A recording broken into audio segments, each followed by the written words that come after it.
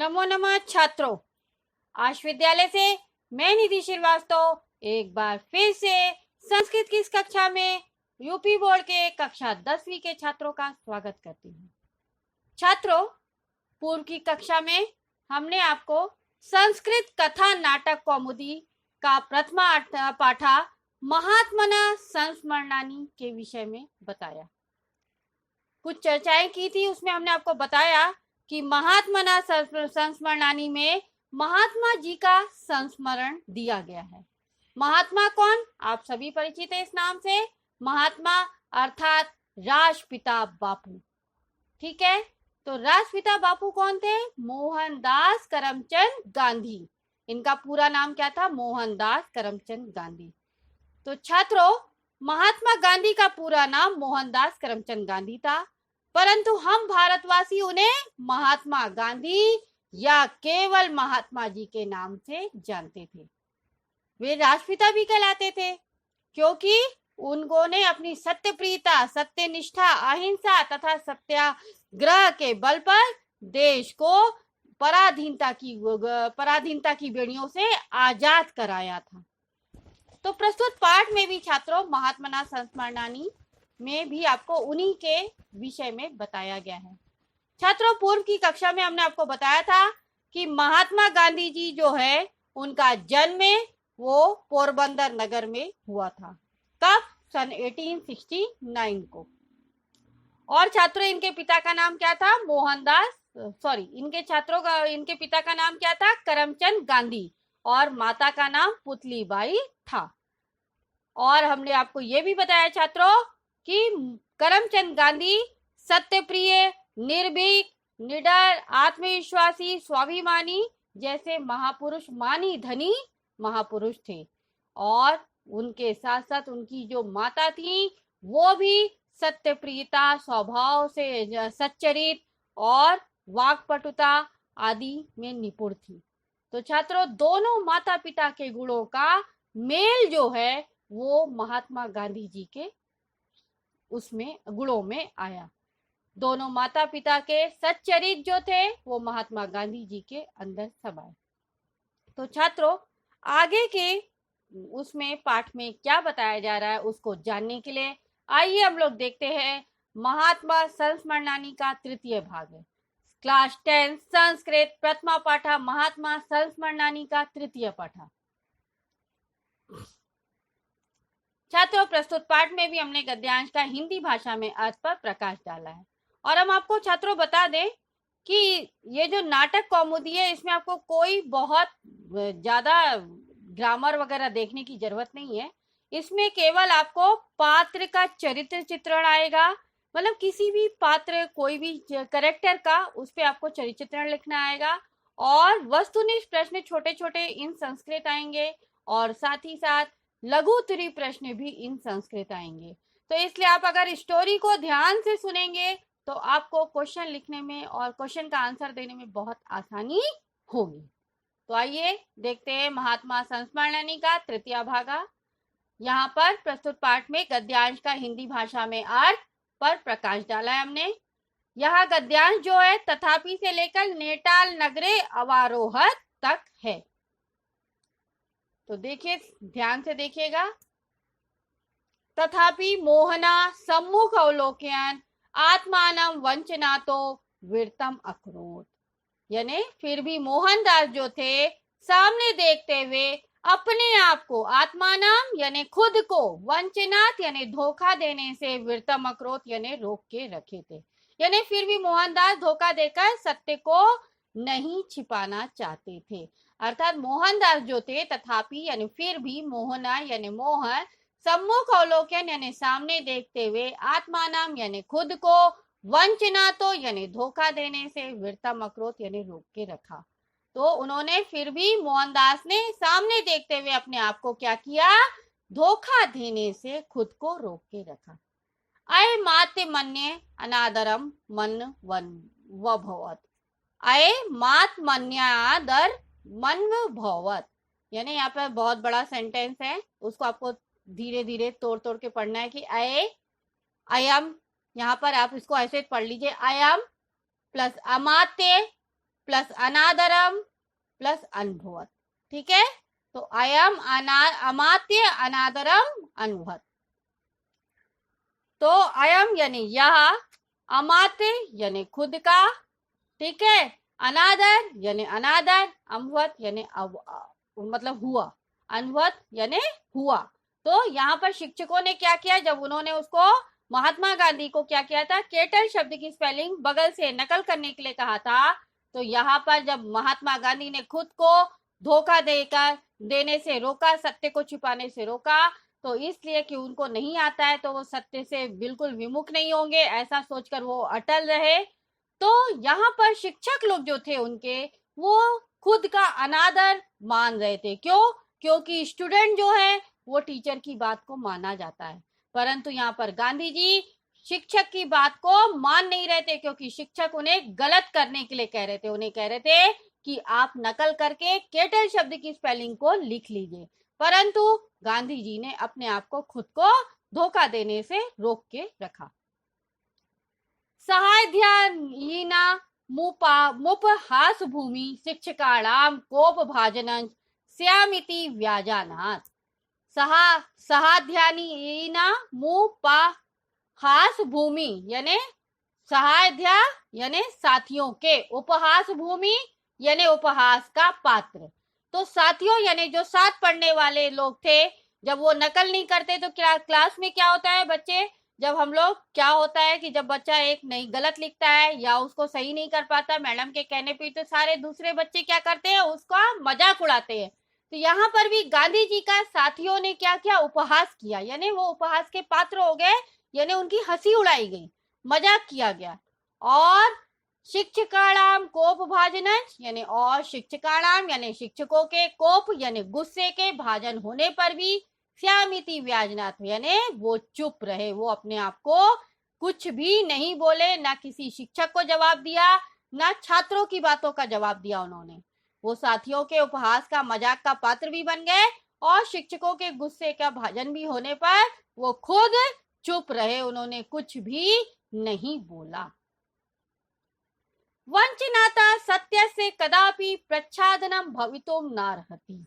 वंचनाता यानी धोखा देने से, सत्य से यानी सत्य के, कदापि यानी कभी भी, प्रच्छादनम यानी छुपाने से, भवितुम नार्हति यानी विमुख नहीं हुए। ठीक है, तो किंतु मोहनदास सत्य से कभी भी अपने आप को विमुख नहीं हुए, यानी वो सत्य पर अडिग रहते थे, तो वो सत्य पे अडिग थे, वो कभी अपने आप को उससे मोड़ नहीं पाए। तो किंतु वंचनाता सत्य से कदापि प्रच्छादनम भवितुम नारति, किंतु मोहनदास ने सत्य से कभी भी अपने आप को विमुख नहीं किया। मूल्य में से यत् किमपि भवतु नामेति संवगच्छनयम् तदा मौनावलंबम मेवा वृणोत।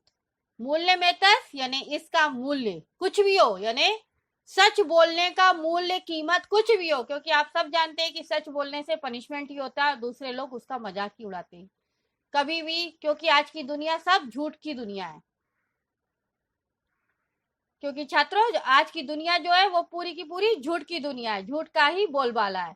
परंतु गांधी जी जो ऐसे थे, वो अपने आप को कभी भी झूठ बोलने से, जब भी उनको झूठ बोलना पड़े तो वो चुप रहना ज्यादा पसंद करते थे, वो सच से विमुख कभी नहीं हुए। तो इसलिए वो कह रहे हैं कि मूल्य में तस् यत् किमपि यानी इसका कुछ भी मूल्य हो, भवतु यानी हो, नामेति समवगच्छनयम् तदा मौनवालंबम मेवारणोत, यानी तब वो क्या करते थे, नाम मात्र के लिए चुप हो जाते। जब अगर वो सभा में समवगच्छनयम् यानी वो सभा में मित्र मंडल में रहे या सभा में रहे, तब वो मौनावलंबम यानी मौन का सहारा, आश्रय लेना, विरणोत यानी लिए रहते थे।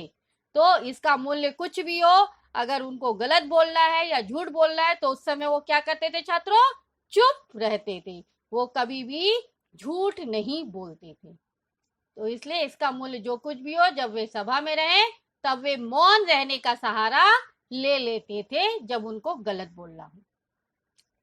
कक्षाया अनंतरम मोहन से शिक्षको अकुप्यत तस्मै। कक्षाया अनंतरम यानी कक्षा के बाद, मोहनस यानी मोहन के, शिक्षको अकुपियत यानी शिक्षक भी उन पर कुपियत यानी गुस्सा किए, तस्मै यानी उन पर। तो कक्षायानंतरम मोहनस से शिक्षको अकुपियत, तस्मै यानी कक्षा के बाद, वो जो अधिकारी आए थे उस कक्षा के बाद उनके जो शिक्षक थे वो भी उन पर क्या हुए, गुस्सा हुए। यद्यपि केटल इति वर्ण विन्यास घटना प्रत्यपाद्य से सत्य प्रियत्वम, यद्यपि यानी यद्यपि, केटल यानी केटल, इति यानी इस, वर्ण विन्यास घटना यानी शब्द की स्पेलिंग ने या उस घटना ने, प्रतिपाद्यस अस्य यानी उनकी, प्रतिपाद्यस यानी सत्य प्रियता को, सत्य प्रियत्वम, प्रतिपाद्यस यानी सिद्ध कर दिया और सत्य प्रीतम यानी सत्य प्रियता को। तो यद्यपि केटल इस शब्द की स्पेलिंग ने उनकी सत्य प्रियता को सिद्ध कर दिया था कि वो केवल सच ही बोलेंगे, चाहे कितनी बड़ी से बड़ी मुसीबत हो, वो कभी झूठ नहीं बोलेंगे, झूठ का सहारा नहीं लेंगे। तो इसलिए यद्यपि केटल इति वर्ण विन्यास घटना प्रतिपाद्य सत्य प्रियत्वम, यानी यद्यपि केटल इस शब्द की स्पेलिंग ने उनकी सत्य प्रियता को सिद्ध कर दिया था। आगे देखिए छात्रों, तथापि गतेषु वर्षेषु सर्वेषां शिक्षकाणां यं प्रीतिमानुकल्यञ्च समुपार्जयत्, तथापि यानी फिर भी, गतेषु वर्षेषु यानी गए हुए वर्षों में, सर्वेषां शिक्षकाणां यं यानी ये जो थे, अयम यानी ये, सर्वेषां शिक्षकाणां यानी सभी शिक्षकों के, प्रीतिमानुकल्यञ्च समुपार्जयत् यानी प्रीति के पात्र और अनुकूलता के पात्र हो गए। प्रीति यानी प्रेम, इसने प्राप्त कर लिया। यानी उस समय सब शिक्षक गुस्सा हुए थे, परंतु कुछ वर्षों के बाद जब शिक्षकों को समझ में आया कि मोहनदास करमचंद गांधी किस प्रकार के स्टूडेंट हैं, तब वो उनके प्रेम और अनुकूलता दोनों के पात्र हो गए थे। तो तथापि कुछ वर्षों के बाद उन्होंने शिक्षकों का प्रेम और अनुकूलता दोनों ही प्राप्त कर ली थी। अयम सर्वदा सत्य में वदति, अयम यानी वे, सर्वदा यानी हमेशा, सत्य में यानी सत्य ही, वदति स्म यानी बोलते थे। तो वो हमेशा क्या बोलते थे छात्रों, सत्य ही बोलते थे। सत्यम प्रति निष्ठावतम कृते मौनम शक्तिशाली अस्त्रम भवतीति कथ्यात्र मात्मयम समाश्वयत्। सत्यम प्रति निष्ठावतम यानी सत्य के प्रति निष्ठावत रहते हुए, कृते यानी सत्य के प्रति या निष्ठावान रहते हुए, मौन शक्तिशाली अस्त्र को उन्होंने कैसे अनेक बार यूज किया। तो सत्य बोलने वालों के लिए मौन नामक शक्तिशाली अस्त्र होता है, और मौन ने इन्हें अनेक बार क्या किया, झूठ बोलने से बचाया। कथ्यात्र मात्मयम समाश्वयत् यानी बहुत बार उन्हें झूठ बोलने से बचाया। तत् मौनम मिथ्या भाषण तस्तम बहुधा न्यावार्यत्, तत् यानी तब, मौनम यानी मौन ने, मिथ्या भाषणम यानी झूठ बोलने से, बहुधा यानी बहुत बार, न्यावार्यत् यानी बचाया। तब इन्हें मिथ्या बोलने से यानी झूठ बोलने से बहुत बार, अनेकों बार क्या किया, मौन ने इन्हें बचा लिया। 1893 तमे ख्रीष्टाब्दे अप्रैल मासे मुंबई महानगर्या पोतमारुह्ये मासानन्तरमयं दक्षिण अफ्रीका देशस्य नेटाल नगरे अवारोह। 1893 यानी 1893 सन में, तमे ख्रीष्टाब्दे अप्रैल मासे यानी 4 अप्रैल को, वो सन, और 4 अप्रैल सन 1893 में, ईस्वी में, गांधी जी क्या किए, मुंबई महानगरिया यानी मुंबई महानगर से, पोतमारुई यानी जलपोत से, मासानंतरम यानी महीने भर में, वे दक्षिण अफ्रीका देश यानी पोतमारुई मासांतरम यानी ज्वलपोत से, मासानंतरम यानी महीने भर में, वे दक्षिण अफ्रीका देश यानी दक्षिण अफ्रीका देश के नेटाल नगरे अवारोत यानी नेटाल नगर में गए। तो 4 अप्रैल सन 1893 ईस्वी में गांधी जी कहाँ गए, मुंबई महानगर से, जलपोत से, जलपोत यानी वाटर, उससे, ठीक है। तो जलपोत में आप लोगों को, जलपोत यानी पानी का जो जहाज होता है, उससे वो वहां पर चढ़ के, पहले के समय में हवाई जहाज, एरोप्लेन वगैरह बहुत कम हुआ करते थे, होते ही नहीं थे, तो इसलिए जलपोत से लोग इधर से उधर विदेशों को जाते थे। तो गांधी जी को भी 1 महीना लगा वो कहाँ गए? मुंबई से दक्षिण अफ्रीका पहुंचने में। तो महीने भर में वे जलपोत से क्या किए? दक्षिण अफ्रीका के नेटाल नगर देश में गए। ठीक है छात्रों, इसी के साथ यह अंश यहाँ पर समाप्त होता है।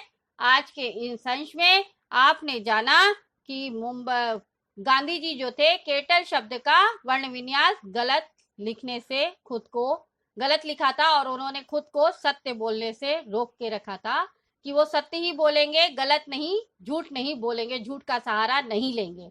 इसलिए वो शिक्षकों के कहने के बावजूद वो झूठ का सहारा नहीं लिया और उन्होंने केटल शब्द को गलत ही लिखे रहन दिया और उन्होंने नकल नहीं किया। इसके कारण वो अपने साथियों का मजाक का पात्र भी बने और साथ ही साथ टीचरों के, शिक्षकों के गुस्से का भाजन भी हुए, परंतु फिर भी वो सत्य पे अटल रहे। ठीक है, उनकी सत्यवादिता इतनी प्रिय हो गई कि आगे जाके वही शिक्षक जो उन पर गुस्सा हो रहे थे, वही सब उनके प्रेम और अनुकूलता के पात्र हो गए। और सन 1893 में 4 अप्रैल को महात्मा गांधी महीने भर की यात्रा करके मुंबई महानगर से जलपोत के माध्यम से अफ्रीका देश के नेटाल नगर में गए। तो छात्रों, आज के इस अंश में अगर आपको कोई भी डाउट है तो आप आश विद्यालय के ऐप को लाइक करके क्वेरी में जाकर अपना डाउट पूछ सकते हैं। मैं आपका जवाब जल्द से जल्द दूंगी। तब तक के लिए धन्यवाद छात्रों। नमो नमः।